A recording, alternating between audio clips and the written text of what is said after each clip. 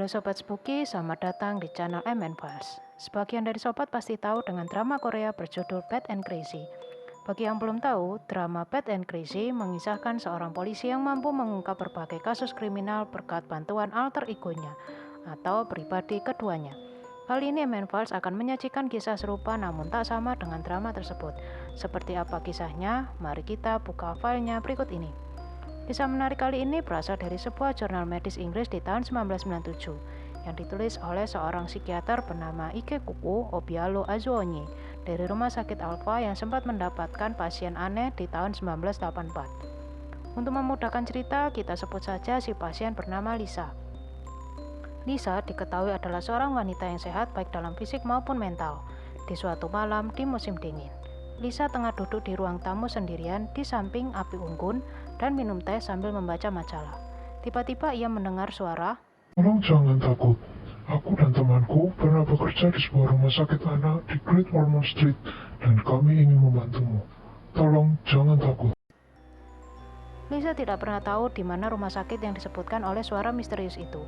Lisa memperhatikan kalau di sekitarnya tidak ada siapapun, dan suara misterius itu sepertinya berasal dari dalam pikirannya. Dan suara itu masih terus saja berusaha menenangkan Lisa. Dan akhirnya Lisa mulai menyadari bahwa mungkin dirinya sakit mental atau berhalusinasi.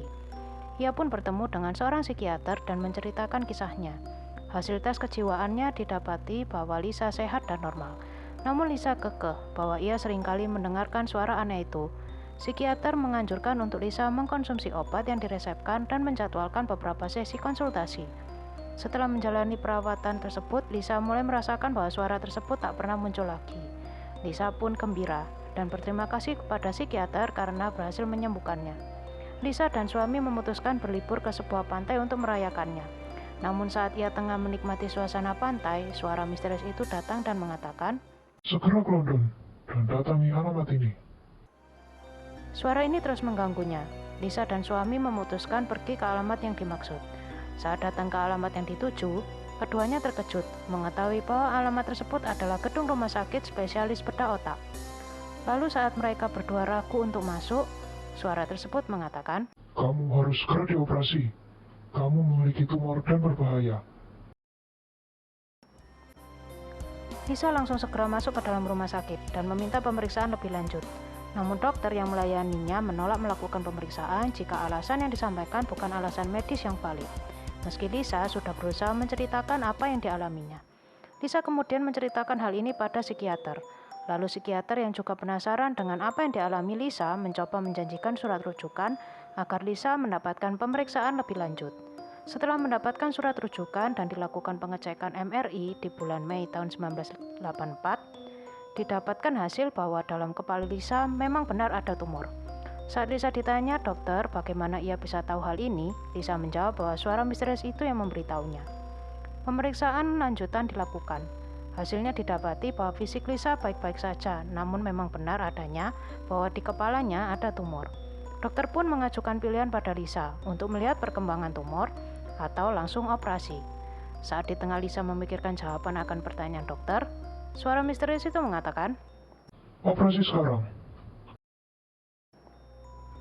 Lisa pun meminta untuk dokter segera melakukan tindakan operasi. Operasi pun dilakukan dan tumor yang ada di kepala Lisa berhasil diangkat. Saat Lisa tengah beristirahat seusai dirinya menjalani operasi, Lisa kembali mendengar suara misterius tersebut dan mengatakan, "Terima kasih. Kami senang membantu Anda. Selamat tinggal."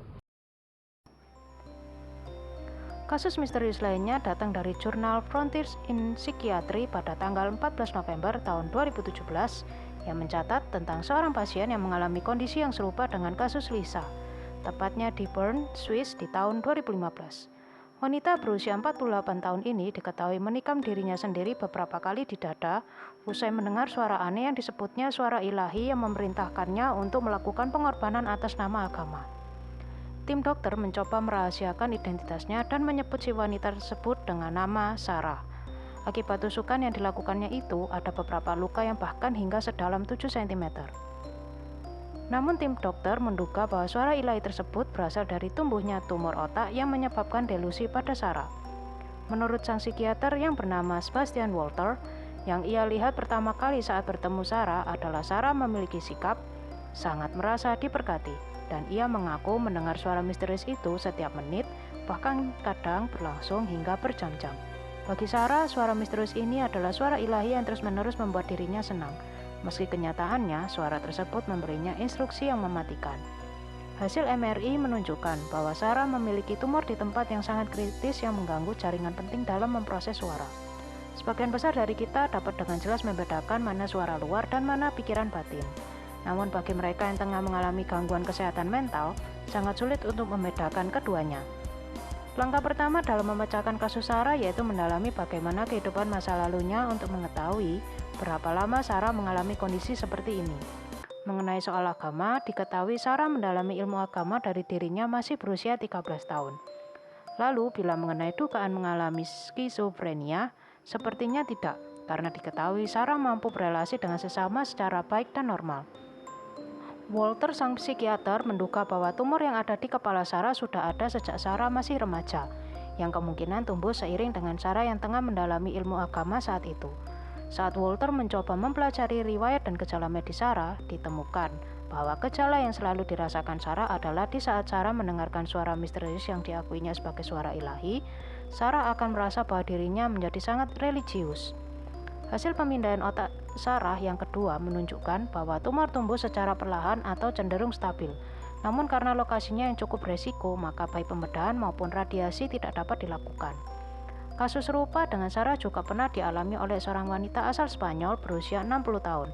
Kasus ini sempat dipelajari oleh seorang dokter di Mexico General University Hospital di Spanyol bernama Alberto Carmona Bayonas. Untuk memudahkan cerita, kita sebut saja pasien Alberto ini dengan nama Linda. Diketahui Linda didiagnosa mengalami hiperreligiositas sebagai akibat dari tumor otak yang fatal. Menurut pengakuannya, sebelumnya ia tidak memiliki minat akan agama dan tidak pernah mendengar suara misterius. Menurut Alberto, kasus Linda ini banyak dialami juga oleh pasien penderita epilepsi. Dengan adanya kasus Lisa, Sarah, dan Linda, baik Azuonye, Walter, maupun Alberto meyakini bahwa suara misterius yang muncul pada pasien mereka adalah akibat adanya tumor otak. Kepribadian penderita tumor otak diyakini juga dapat berubah, terkadang menjadi lebih baik atau bahkan sebaliknya. Bagaimana si pasien berubah sangat tergantung pada area otak mana yang terlibat. Diketahui setelah mendapatkan penanganan dari tim medis, Sarah kini masih tetap setia akan agamanya dan suara misterius yang selalu menghantainya tidak pernah muncul lagi. Sarah mulai belajar beradaptasi dengan keberadaan tumor yang ada di kepalanya. Jika suara misterius itu kembali, Sarah mampu mengatasi dan mengenalinya dengan baik, serta tahu kalau suara aneh itu hanyalah kelemahan pikirannya semata. Jadi, bagaimana menurut sobat? Apakah suara misterius yang dialami ketiga wanita ini hanya suara halu yang diakibatkan oleh tumor? Atau suara misterius itu sebenarnya adalah bisikan gaib? Silakan tuliskan tanggapan sobat di kolom komentar. Sekian kisah misteri kali ini. Jangan lupa untuk like, share, dan subscribe. Terima kasih dan sampai jumpa di video selanjutnya.